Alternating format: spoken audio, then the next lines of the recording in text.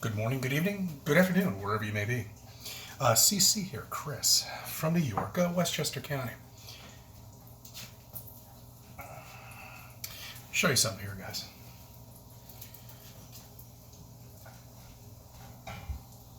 Something useful, a useful gift for a cook. People ask me, what do I buy my significant other? And I tell them something useful, something they're going to use on a daily basis. You know?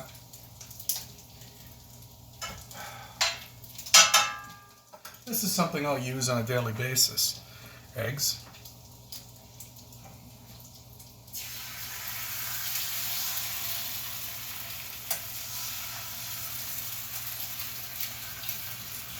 See, the one thing I like about cast iron grills is you can do whatever you want with them. You can take that bad boy out and cook it on a barbecue if you want. And look how it comes out. Eggs and bacon, a simple dish on our flat earth. So why would you ever cook sunny side up eggs on a wrought iron oven, pan? Because once it seasons properly, it's perfect.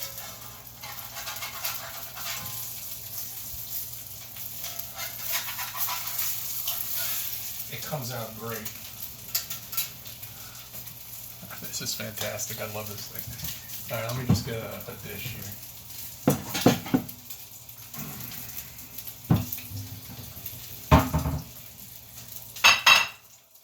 All right, I want to talk a little bit about Flat Earth, and I want to say Merry Christmas to everybody out there.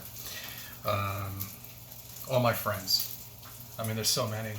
I can't even keep track of them anymore. I really can't, And it's been a really fun ride.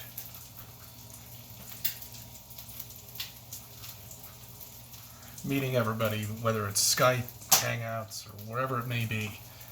Hold on, my bacon's ready. I don't want to burn it.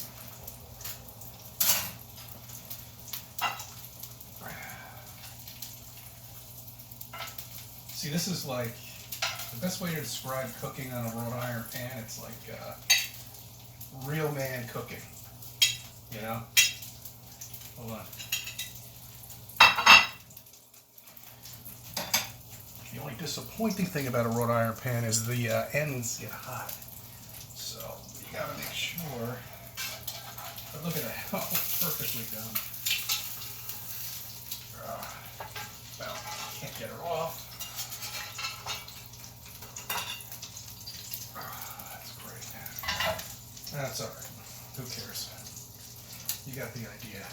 But, hey look, it was perfectly done. I mean, this is just eggs and bacon, an easy dish. A hearty dish. These pans are terrific. They're versatile. They can go on the stovetop. They can go in the oven. They're safe up to 500, 600 degrees. That is a useful utensil that I suggest you get. Anyway, back to Flat Earth.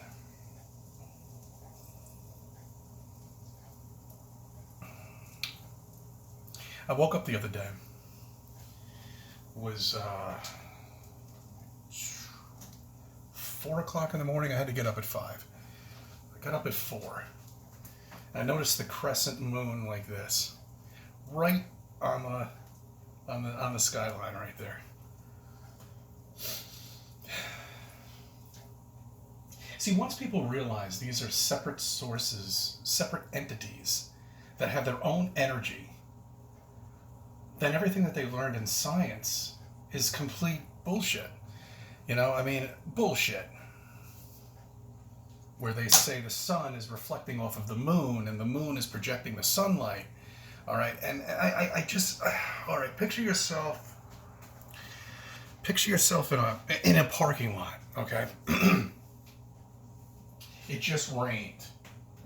And that sun is reflecting off of the pavement in such a manner where the entire surface is reflected. You're blinded. You know what I'm getting at? There's only certain times a year this actually really happens. Typically in the wintertime, you don't really get that because the sun is further away from the circle. See, that's really what happens is it gets closer and closer and closer, and that's what creates winter. And then when it expands out a little bit, that's summer. And I think, yeah, when it expands out, the days get longer, and it's just like a record. And that's all this is. It's a record player. It's a time. It's a clock. So there's only certain times a year you're going to be able to see what I'm talking about. Oh, man, I forgot to erase some videos here. All right. Sorry about the time here. Damn it. But so, what was I getting at? Here, hold on. Let me pause this for a minute. All right, sorry about that. Okay, so when you see that surface, it's so bright. It's so, the surface of the pavement is just like a reflective mirror. And then I look at myself, when you go on the moon and these astronauts went on there, how are they taking pictures freely by themselves and looking at this surface that has a dark ash to it? It should be so reflective. It should be like charcoal. It should be like lava, you know, the reflective lava pieces that I mean, it's like that. Those are like mirrors. How are they taking? It should be the resolution on these things should be just so high that you wouldn't be able to see anything on there if they were on the moon, which they didn't go to. It doesn't exist.